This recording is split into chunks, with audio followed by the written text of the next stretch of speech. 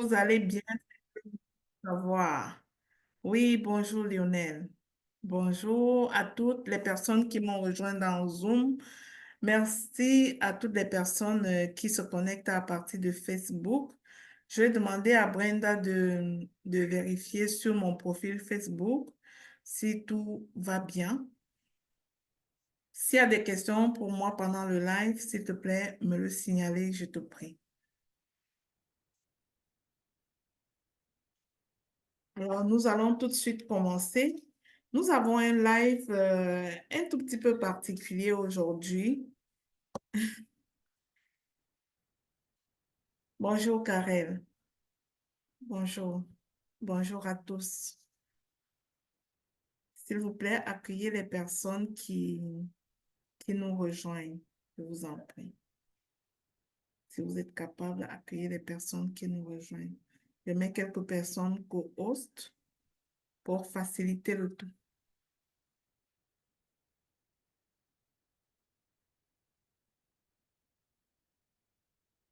Et voilà. Notre live aujourd'hui euh, est basé sur le thème suivant, avant l'heure de la célébration. Avant l'heure de la célébration. Premièrement, qu'est-ce que j'entends par célébration? La célébration, c'est le moment où tu crois que Dieu a répondu à ta prière et tu es vraiment en joie. Tu as atteint l'objectif visé. Tu avais pensé quelque chose, tu soupirais après quelque chose et tu l'as accompli par la grâce de Dieu. C'est ça que j'appelle la célébration. Mais avant l'heure de la célébration, il y a tellement de choses qui se passent. Mais alors, si nous voulons parler de avant l'heure de la célébration, qu'est-ce que je vous dirais? Je vais demander aux gens de Facebook qui sont sur la page Facebook de m'excuser. Vous n'allez pas avoir mon regard. Je suis avec les personnes du Zoom. Vous allez voir que mon regard n'est pas avec vous. C'est tout simplement ça. Donc, j'aimerais dire à une personne ce matin que parfois, nous sommes dans un état de mal-être inexplicable qui dure depuis un moment, qui dure pour certaines personnes depuis quelques années. Pour certaines personnes, c'est depuis leur naissance. Rien n'a jamais été correct en fait. Mais j'aimerais te dire que avant une grande bénédiction, il y a toujours une bataille. Et l'heure de ta célébration dépend de ton attitude dans la bataille. Avant l'heure de la célébration, je le répète, il y a toujours une bataille. Il y a des moments dans la vie où tu as l'impression que l'attente devient interminable. C'est-à-dire, tu attends quelque chose, tu attends que ta situation change et tu as l'impression que ça devient interminable, que ça ne finit plus. Tu vis des luttes de toutes sortes et rien n'y fait. J'aimerais te dire que la lutte que tu traverses n'est pas toujours une punition. Ce n'est pas une malédiction. Ce n'est pas une malchance. C'est la préparation. Ça s'appelle les épreuves. Vous savez, quand nous allions à l'école, si vous êtes encore étudiant ici, en ce moment, quand vous allez à l'école, pour passer une matière à l'école, qu'est-ce que vous faites? Qu'est-ce qui amène l'enseignant à dire que vous avez réussi une matière à l'école ou bien que vous avez passé pour la classe supérieure? Je ne sais pas pour vous dans cette époque, si vous êtes beaucoup plus jeune que moi, mais à notre époque, on passait des épreuves de français, des épreuves de mathématiques, des épreuves, en tout cas, toutes sortes d'épreuves. Et c'est lorsqu'on réussissait à tout cela qu'on passait à la classe supérieure. Dans notre vie de tous les jours, c'est la même chose. Chaque percée est précédée des défis. Et ta percée va arriver plus vite en fonction de ton attitude en temps de défi. Alors, je voudrais que tu prennes conscience que si tu es dans ce live et que tu traverses des choses difficiles en ce moment, que tu saches que ce n'est pas une punition. C'est la préparation pour le prochain niveau. C'est la préparation pour le niveau supérieur. Et parfois, nous avons l'impression, pendant ce temps-là, le temps d'attente, nous avons l'impression d'être en retard. Nous regardons la vie des autres et nous nous disons que nous sommes en retard. Mais le retard que tu crois là n'est qu'une configuration divine. Au fait, Dieu est en train de te préparer pour le bon moment. Tu sais, si tu mets un repas au feu, il y a des repas dont il est impossible de manger quand ce n'est pas cuit à point.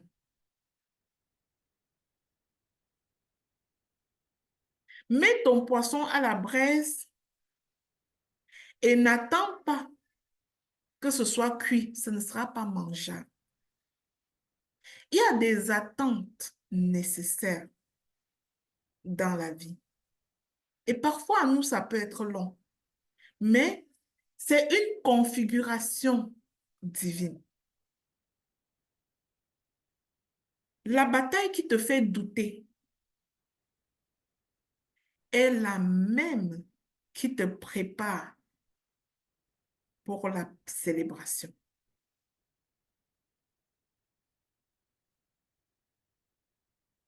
Je veux dire à une personne aujourd'hui que quand Dieu est sur le point de te bénir, quand Dieu est sur le point de t'élever à un autre niveau, les distractions surviennent et s'intensifient. Le doute s'installe, la peur augmente et prend la place. Et ta percée va dépendre de ton attitude dans l'adversité. Vous vous souvenez de mon livre, mon tout premier livre, Vaincre malgré l'adversité, avancer malgré la douleur. Aujourd'hui, je vous partage quelle a été mon attitude dans mes défis qui étaient longs, très longs, quasiment une vie très longue. Et lorsque l'heure de la célébration arrive, tu regardes en arrière et tu as juste envie de bénir Dieu pour toutes ces choses qui se sont passées. Parce que tu viens de comprendre que n'eût été cette préparation, eh bien, tu ne serais pas la personne que tu représentes en ce moment. Tu es qui tu es en ce moment parce que tu as été préparé, tu as été moulé dans ces défis, tu as été traité à la dure dans ces choses. J'aimerais dire à quelqu'un qui vit des situations très difficiles que la grandeur de tes batailles correspond à l'immensité de ta célébration. Je dis, la grandeur de tes batailles correspond à l'immensité de ta célébration. Quand Dieu est sur le point de te bénir, les portes semblent fermées. Qui ici a l'impression qu'elle essaie tout? Et c'est comme si rien n'est possible en ce moment. C'est comme si toutes les portes se ferment. Qui a cette impression? Que tu vois, on te dit, oh, il y a telle formation par là-bas. Tu fais en te disant que ceci va peut-être déboulonner quelque chose. Il y a telle chose par-ci. Tu te débrouilles en disant que ceci va peut-être remettre les pendules à l'heure. Il y a telle autre chose par là. Tu essayes en te disant que ceci va peut-être mettre une fin à ma peine. Et tout semble comme barricadé, barricadé.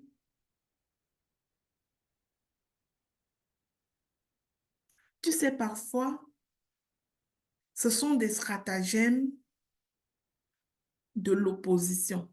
J'appelle quoi l'opposition? L'opposition, c'est l'ennemi.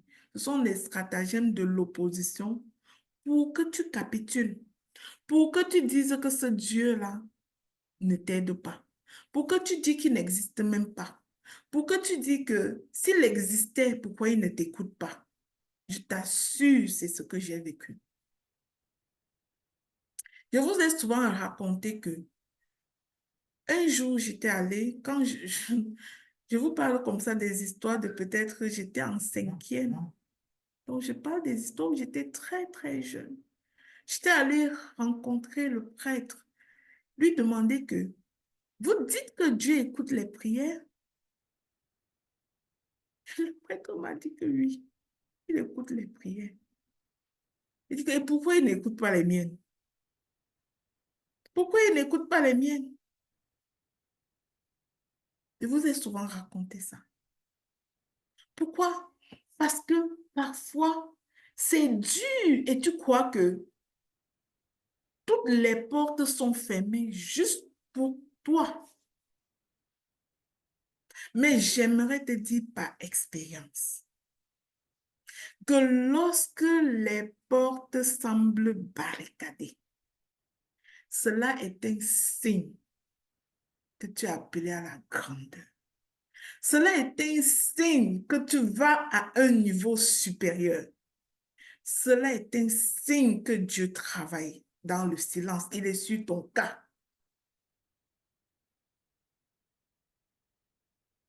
Parce que dans le monde spirituel, l'ennemi a vu ta percée et il fait tout ce qui est possible pour te convaincre que tu ne vas nulle part. Alors, après cette introduction, je vais vous donner 8 choses à faire avant l'heure de la célébration. À faire quand ça chauffe, quand ça brûle, quand tu n'en peux plus, quand ta vie te donne un goût amer dans la bouche. Si tu es enfant de Dieu, je vais te donner 8 choses à faire. La première chose, arrête de te victimiser et apprends. Change tes pleurs. Arrête de te victimiser et apprends. Comment est-ce qu'on apprend dans la douleur?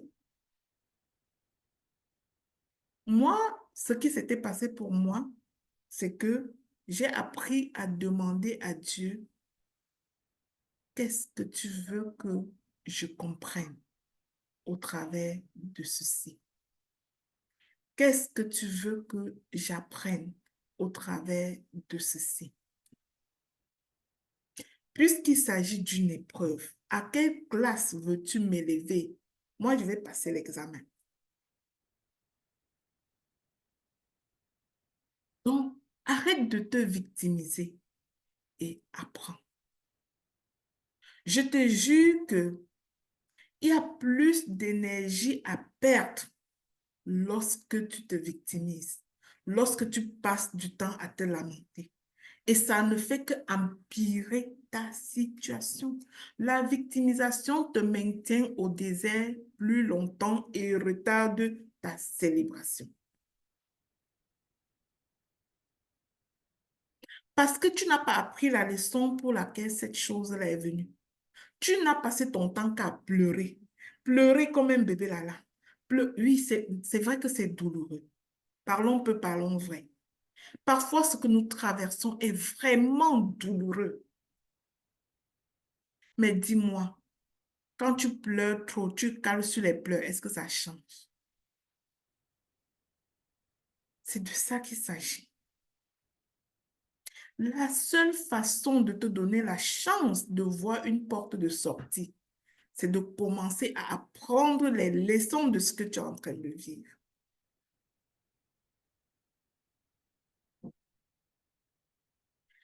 Deuxième chose,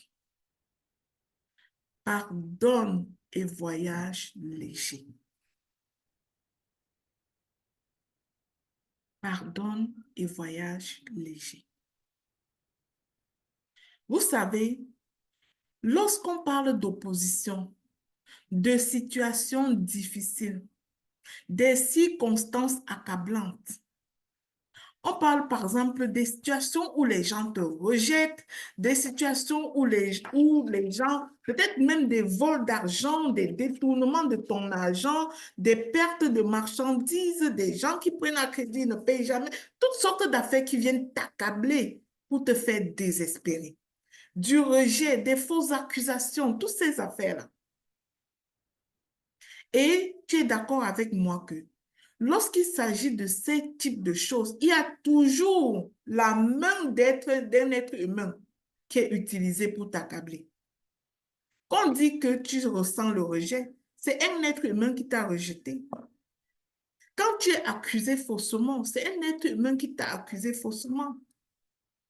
Quand tu es humilié, c'est un être humain qui t'a humilié. Donc, il est tout question de quelque chose qui se joue dans tes relations et qui t'accable de telle manière que tu te poses la question, mais est-ce que Dieu voit ma situation? J'aimerais te dire que lorsque ces choses-là arrivent dans ta vie, pardonne. Pardonne à quiconque t'a rejeté. Pardonne à celui qui t'a humilié. Pardonne à celui qui t'a traité injustement. Tu n'as pas besoin de t'encombrer pour voyager dans ta destinée. Ton voyage ne sera pas possible avec des prisonniers dans ton cœur. Pardonne et voyage léger. Pourquoi? Parce que si tu as compris mon premier point, mon introduction, que ce que tu vis n'est pas une malédiction, c'est une préparation. Dieu te prépare pour quelque chose de grand. Bah, tu ne vas pas maudire celui qui est utilisé dans la stratégie, en fait.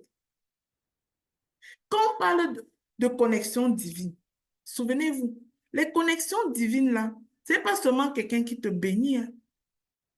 Les connexions divines, c'est toutes les mains, toutes les petites mains qui sont utilisées pour te conduire vers ta destinée. Souvenez-vous de l'exemple de Judas. C'était nécessaire que Judas trahisse Jésus. Il était une connexion divine.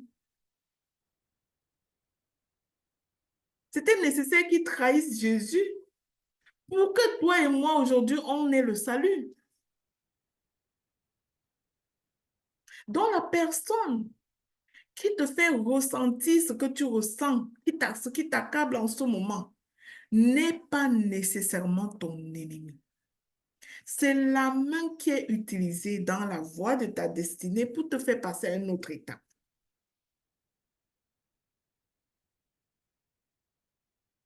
Alors pardonne et voyage léger. La troisième chose, crois que tu as une identité et une destinée. Si tu crois que tu as une identité, ça veut dire que tu viens de comprendre que tu ne batailles pas seul. Que Dieu lui-même marche au-devant de toi. Souviens-toi de la taille de Goliath par rapport à David. Mais David était convaincu qu'il ne bataillait pas seul. Parfois, tu demeures dans la grande douleur pendant longtemps parce que tu comptes sur tes forces à toi seul.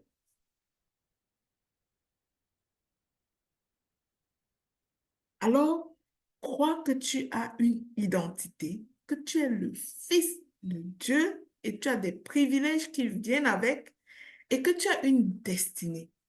Quand la parole de Dieu dit tout concourt au bien de ceux qui aiment Dieu, ça veut dire que ce par quoi tu es en train de traverser et qui t'accable là, c'est pour une percée particulière. Ça veut dire que Dieu est sur ton cas.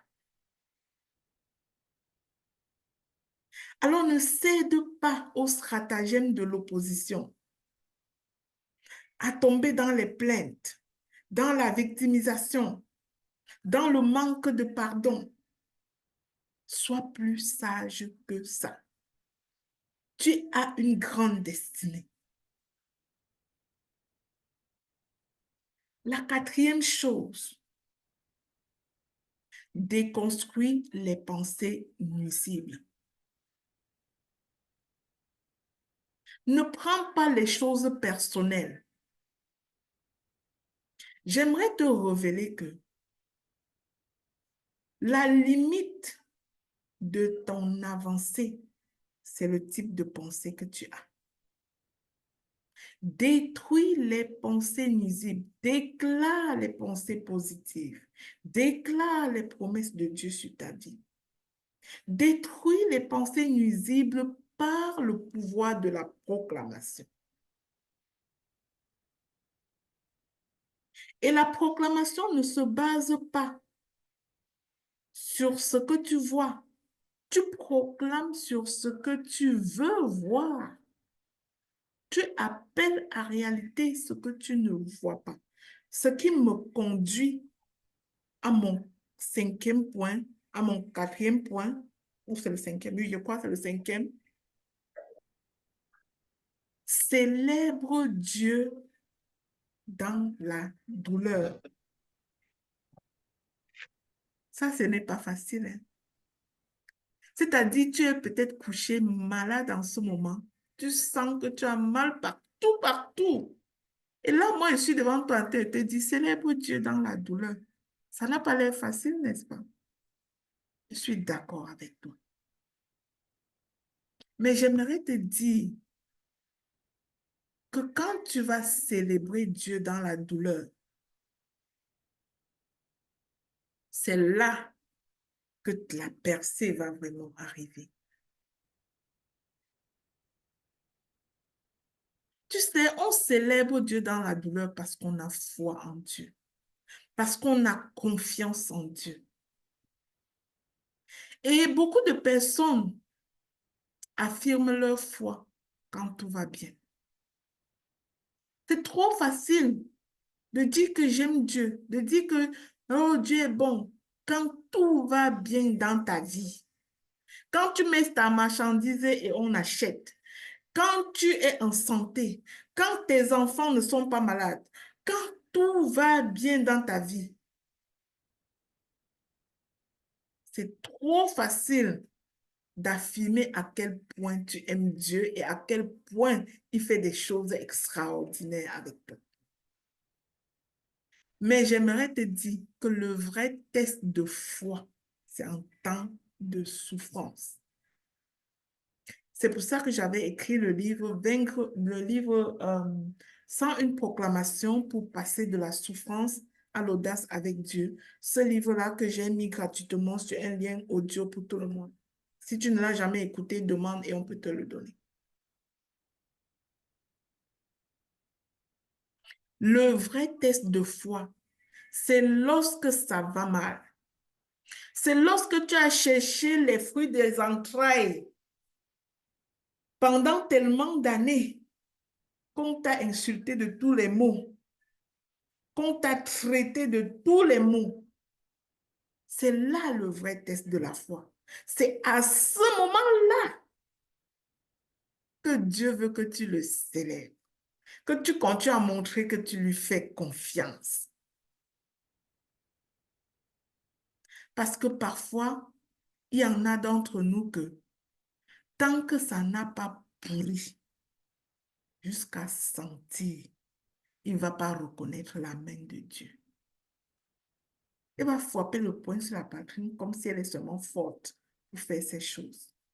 Et quand tu es de cette nature-là, Dieu attend parfois que tu sois complètement, que tu capitules, que tu dises que oh, j'en peux plus, oh, je ne suis plus capable. C'est là qu'il va donner ce bébé-là pour sa gloire.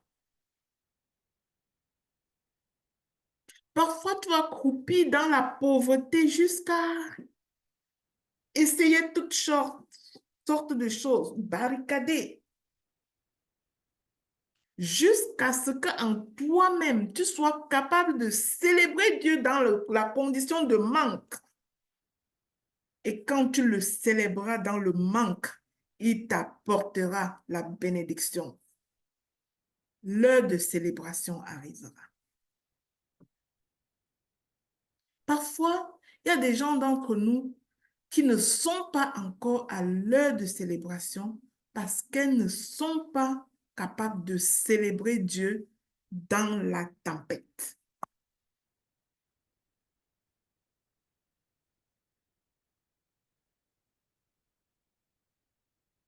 Célèbre Dieu dans la tempête. Ça, c'était mon 5e point. Mon 6e point, je vais te demander de marquer des pas de foi. Vous savez, quand ça va vraiment mal dans notre vie et que tout semble fermé, tout semble aride, c'est comme si aucune herbe ne peut pousser. Tout semble difficile. Quand ça va vraiment mal, la chose la plus difficile, c'est de passer à l'action. Ce qui est très facile, c'est de tomber dans le découragement et puis dans l'abandon. Mais ce que j'aimerais te donner comme clé, c'est que c'est parce que ça va mal que tu es appelé à marquer des pas de foi. Tu sais, parfois, Dieu ne te demande pas de comprendre comment les choses vont se passer. Il te demande de lui faire confiance. Il n'attend pas que tu comprennes. Je ne sais pas si quelqu'un comprend ça. Il ne tend pas que tu comprennes. Il veut que tu lui fasses confiance. Il veut ton oui. Mais parfois, nous n'osons pas marquer le pas. Marquer le premier pas. Commencer avec ce que nous avons. Pourquoi? Parce que nous sommes trop calculateurs. Nous calculons trop que nos forces là même ne suffisent pas. Nous calculons trop que le diplôme là même nous n'en avons pas. Nous calculons toutes ces affaires qui ne tiennent qu'à nous. Nous calculons que oh, je suis venue d'une famille où il n'y a personne qui fait ça. Nous calculons en fonction de nous, de nos forces. Mais j'aimerais te dire que ton travail ne consiste pas à être forte. Ton travail consiste à lui faire confiance. Ton travail consiste à lui faire confiance. Je sais que la pression est parfois intense dans le désert. La pression est parfois intense lorsque nous sommes sur notre parcours vers la célébration. Mais la pression est la preuve que la bénédiction arrive. Et c'est cette pression-là qui sépare les violents qui s'arrachent le royaume des cieux et ceux-là qui capitulent, tombent dans le découragement et les pleurs et la victimisation. Je te dis, les grandes bénédictions sont précédées des grandes douleurs.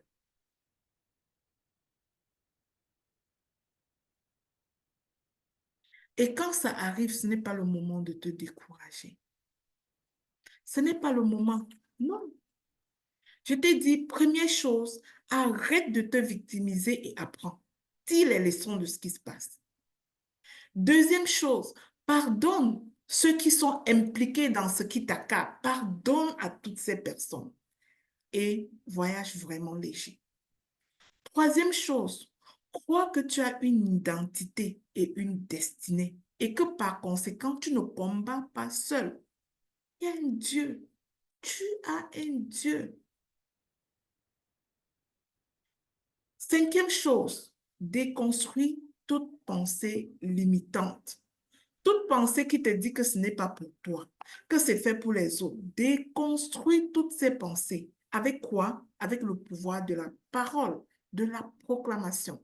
Si tu ne sais pas proclamer, abonne-toi sur notre émission Le Pain Matinal et puis tu vas apprendre à proclamer avec nous. Proclame. Déclare des prodiges. Change tes situations. Fais honte à l'ennemi. Ce que je te dis, on le dit spirituellement, mais si tu étudies le développement personnel, tu vas entendre, tu vas lire par exemple dans le livre de Napoleon Hill, il va parler d'autosuggestion. Quand il parle d'autosuggestion, il parle des proclamations. C'est-à-dire, tu n'as pas quelque chose, mais tu t'autosuggères que tu l'as. Tu déclares que tu l'as. C'est la même chose qu'on apprend dans le monde. Et c'est la même chose qu'on nous apprend. Et ça, c'est-à-dire, la parole de Dieu nous le donne et nous ne prenons pas.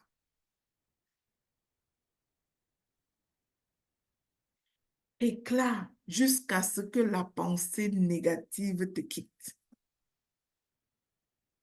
Déclare le contraire. Ça s'appelle aussi de l'auto-coaching. Cette capacité à déclarer des vérités, ce que tu veux, contrairement à ce que tu vois.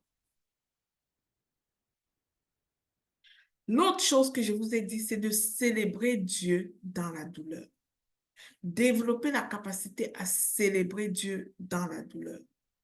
Ensuite, se lever et marquer des pas de foi. Et par rapport, pour ce qui est des pas de foi, c'est-à-dire, c'est quelqu'un qui a véritablement foi. La parole de Dieu dit en Hébreu 11 que la foi consiste à croire en ce que tu ne vois pas encore. Je l'ai paraphrasé. Je l'ai paraphrasé le verset. C'est l'espérance de ce que tes yeux n'ont pas encore vu. Alors marque des pas de foi. Je vous ai déjà raconté mon histoire de pas de foi lorsque je voulais changer de maison. Je vous ai raconté comment je disais, je suis partie acheter la clé. Pour ceux qui me suivent dans les enseignements des serviteurs audacieux. Alors, marque des pas de foi. Commence avec ce que tu as là où tu te trouves.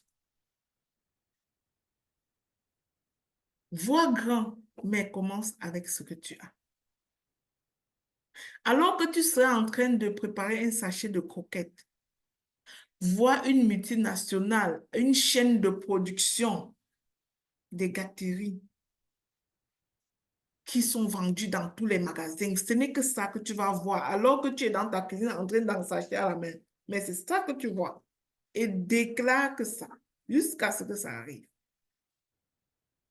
Marque des pas de foi. Souviens-toi que Dieu bénit l'action et non les rêves. Il y a beaucoup de personnes qui s'arrêtent aux rêves, qui passent leur vie à rêver de devenir ceci, de rêver de devenir cela, sans jamais marquer le moindre pas de foi. Dieu bénit ton action et non tes rêves. Les rêves sans action ne signifient absolument rien.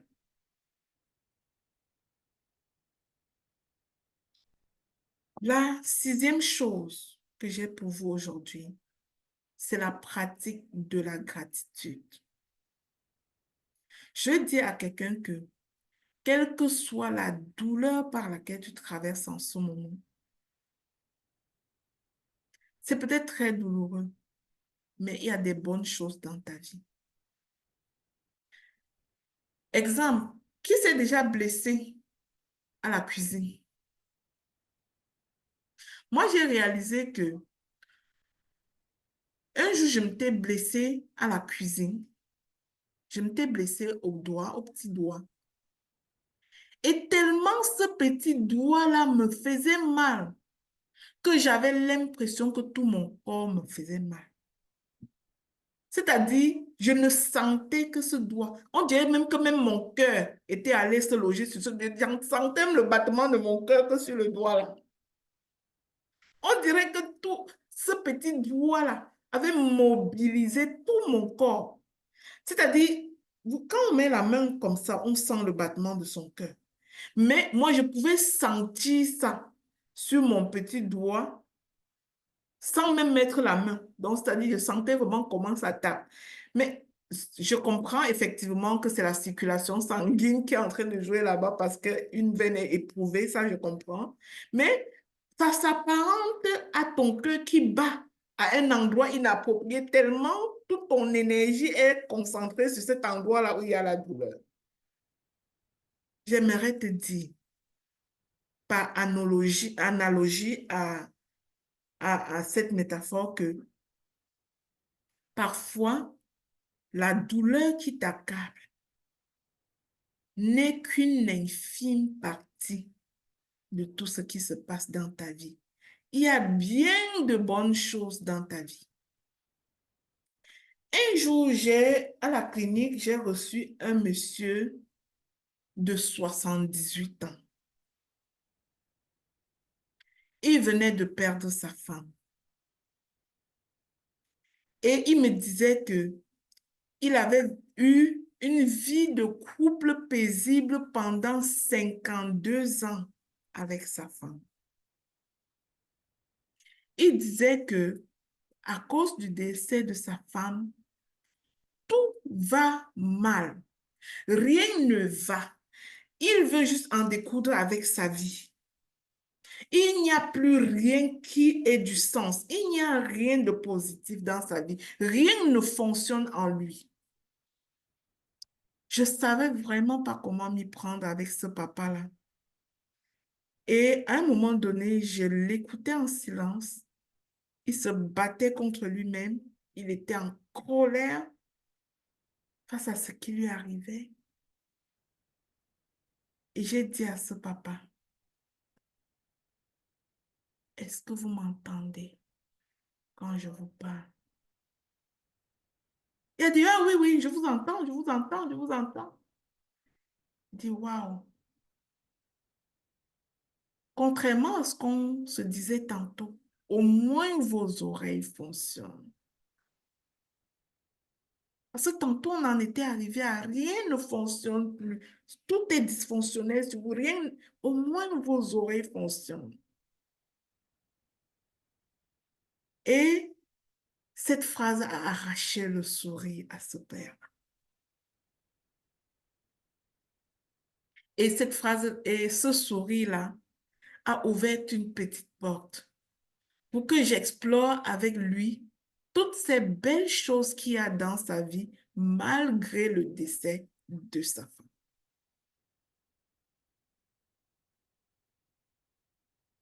Tout est une question de perspective dans la vie. Sur quoi tu te tiens?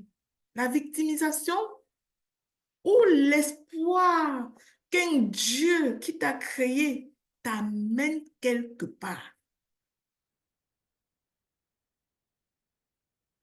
Je pourrais aller plus en détail sur la question du décès, là, mais on n'est pas en train de faire un live sur la gestion du deuil.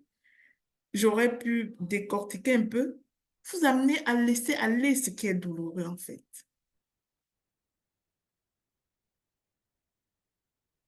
Il y a du bon dans toutes choses. Que quelqu'un qui est en souffrance en ce moment ne me gifle pas au travers de l'écran. Mais c'est la vérité. Il y a du bon en toutes choses. Si tu crois à la destinée. Il y a du bon en toutes choses. Alors que ça va mal, pratique la gratitude de façon intentionnelle. Fais ce genre de prière le matin.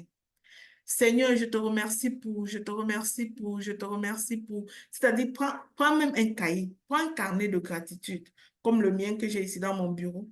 Prends un carnet de gratitude et tu commences à écrire toutes les bonnes choses pour lesquelles tu remercierais Dieu. Je te garantis que tu peux te trouver 2 heures de temps encore en train d'écrire si tu es sincère. Si tu es capable de le remercier parce que tu respires, parce que tu as envie, parce que tu es un enfant, parce que tu dors soin de toi, parce que tu as mangé hier, parce que tu as mangé avant hier, parce que tu as été à l'école, même si le diplôme là ne te sert à rien pour le moment, parce que tu marches, tu es capable de marcher sur tes deux pieds, lorsque ma fille Chanel a ses 2 pieds coupés du matin au soir, parce que tu as tes 2 bras, parce que tu as une famille. En tout cas, si tu commences à faire l'inventaire de ce pourquoi tu pourrais être en gratitude, même lorsque quelque chose va mal dans ta vie. Tu vas réaliser que c'est juste innombrable. Et alors que tu seras en train de pratiquer cet exercice de gratitude, quelque chose va se passer dans le spirituel. L'énergie va changer. L'atmosphère va changer. Tu ne l'expérimentes pas parce que tu ne le fais pas. Lève-toi chaque jour et prends juste 10 minutes pour pratiquer la gratitude. Puis reviens me voir dans un mois. Qui dit merci demande encore, c'est vrai. Chaque merci est une sémence et tu récoltes. Chaque merci est une sémence et tu récoltes. On parle comme ça, on dit que nous sommes les enfants de Dieu, on est là pour encourager. Ce n'est pas l'encouragement. Moi, je suis thérapeute, je travaille en clinique et que ce soit enfant de Dieu ou pas enfant de Dieu, on prend la gratitude pour sortir de certains types de détresse. Je vais vous dire, quelqu'un qui demeure en dépression, c'est quelqu'un qui est incapable de pratiquer la gratitude. C'est-à-dire, à ce moment-là de sa vie, il n'est pas capable de commencer à compter ce qui va bien malgré ce qui va mal. J'ai dit d'entendre de propos, mes propos, que ce n'est pas toujours facile pour tout le monde de faire ça. Mais c'est bon de s'entraîner à faire ça. C'est bon de s'entraîner. Nous ne sommes pas tous au même niveau et nous n'avons pas tous les mêmes douleurs. Je suis d'accord. Mais dis-moi, si tu restes dans les pleurs, les lamentations, tout ce qui va avec, qu'est-ce que ça t'ajoute? À part te faire sombrer davantage, qu'est-ce que ça t'ajoute?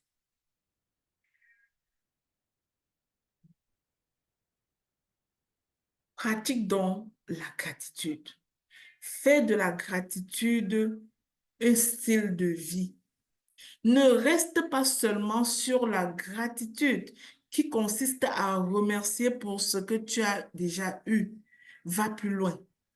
Si tu écoutes mon livre sans une proclamation pour passer de la souffrance à l'audace, tu vas entendre ça. Va plus loin et commence à pratiquer ce que j'appelle une gratitude infinie, c'est-à-dire à dire merci pour ce que tu espères et que tu n'as pas encore reçu. Dis merci pour ça comme si tu l'avais déjà reçu. Ça, c'est ce qui est fondamental lorsqu'on fait le travail sur les tableaux de visualisation. Ce que tu mets sur ton tableau de visualisation, tu n'as pas encore vu. Tu aspires à ça. Et quand tu visualises ça chaque matin, tu dis merci à Dieu de ce qu'il t'a donné ça. Tu ne l'as pas encore reçu, mais tu crois que tu l'as reçu. Nous vivons par la foi et non par la vue. Et je t'avertis, dans le monde séculier où on ne parle pas de Dieu, on fait ça. Mais toi, enfant de Dieu, ça t'était à toi, fais-le. Fais-le. Fais-le. Alors pratique la gratitude. Fais de la gratitude un style de vie. Ton petit doigt fait mal et la douleur est envahissante, mais il y a tes pieds qui fonctionnent, il y a tes yeux qui voient, il y a ton nez qui fonctionne, il y a ta bouche, tu peux encore parler, il y a tes pieds, tu peux marcher, mais alors que le petit doigt fait mal, tu as l'impression que ça va complètement mal dans ta vie, mais c'est faux, c'est un mensonge. Et même le petit doigt qui fait mal là, c'est une saison. Comme l'hiver, ça va passer. Le printemps va venir. L'été s'en viendra. Ça va passer. Ta saison de célébration arrive. Ne te maintiens pas longtemps dans le désert en faisant ces choses-là que je décris. La huitième chose et la dernière, c'est de pratiquer des bonnes actions dans le secret. Pratique les bonnes actions dans le secret quand ça va mal. Il y a plusieurs types de bonnes actions que je vais t'inviter à pratiquer. Premièrement, il est important que tu comprennes que parfois, ta douleur est trop intense parce que tu regardes trop à toi, parce que tu te concentres trop sur toi.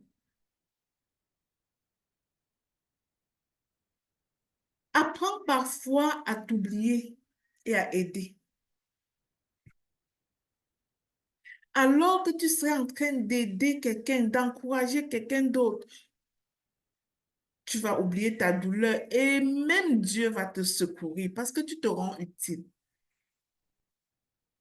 Tu ne te comportes pas comme si tu étais le centre de la terre et tu pleures sur tes douleurs, tu pleures sur tes manques, tu pleures sur toutes sortes d'affaires. Regarde autour de toi quelqu'un qui ne va pas bien et commence à l'aider. Quand ça va mal dans ta vie, ouvre grand tes yeux. Regarde quelqu'un autour de toi qui a besoin d'aide, commence à l'aider.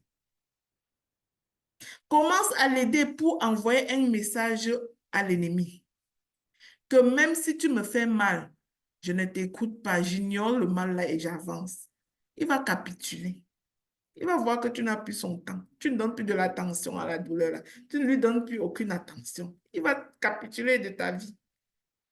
Alors, un secret. Fais de bonnes actions dans le secret alors que ça va mal.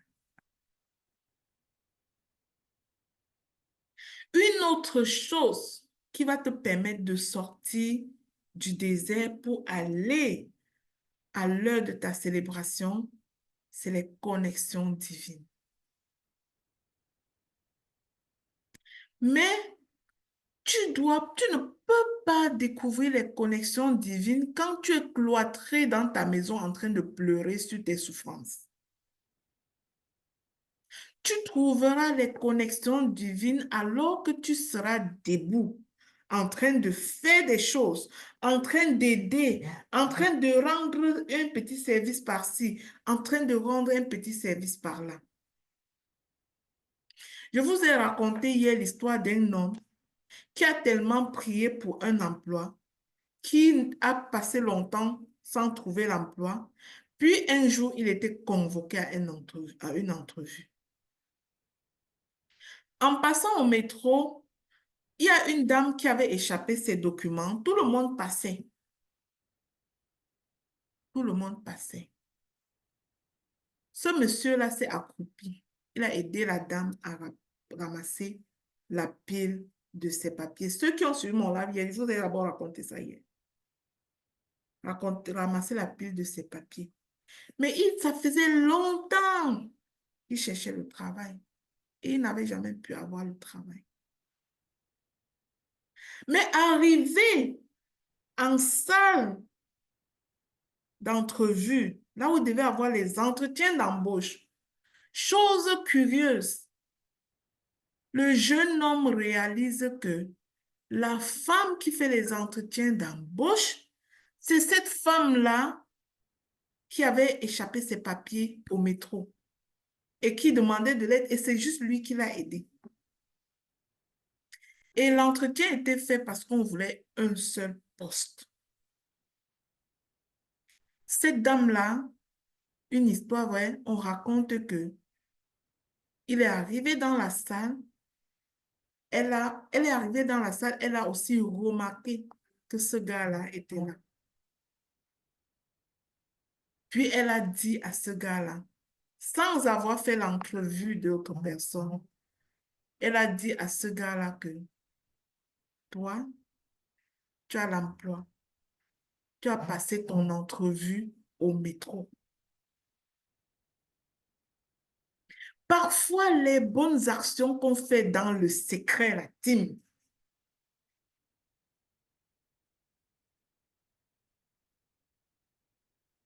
c'est ça qui va ouvrir la porte. C'est ça qui va te référer devant la table du roi. Et on va nommer ton nom là-bas en disant que c'est toi. Parfois, on va te donner un grand marché à cause de la petite action que tu as fait dans le secret.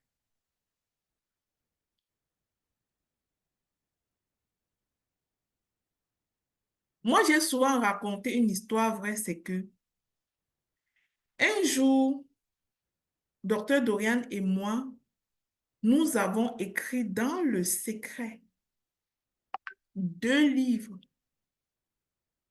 d'une personne très influente. Dans le secret. Elle a dit même, votre travail coûte combien? On a dit à cette personne-là, c'est un service. On a travaillé dans le secret. Mais on n'a jamais eu autant de contrats d'édition que lorsque cette personne-là s'est mise en public pour dire que la référence en matière d'édition, c'est elle. Parfois, tu as ton entreprise, ça ne marche pas. Ne pleure pas. Prépare ces choses-là, tu peux donner en goûter quelque part.